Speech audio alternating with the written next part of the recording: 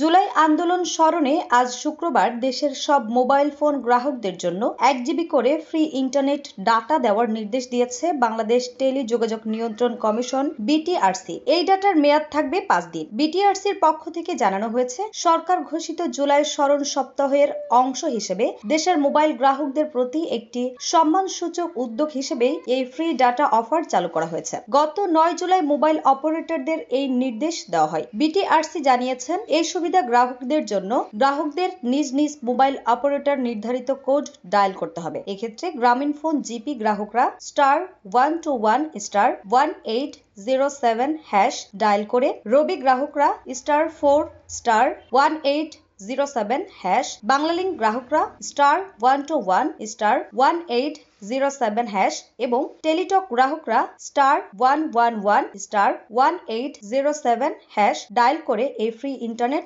সংগ্রহ করতে পারবেন। নিউজ ডেস্ক, দৈনিক রানার।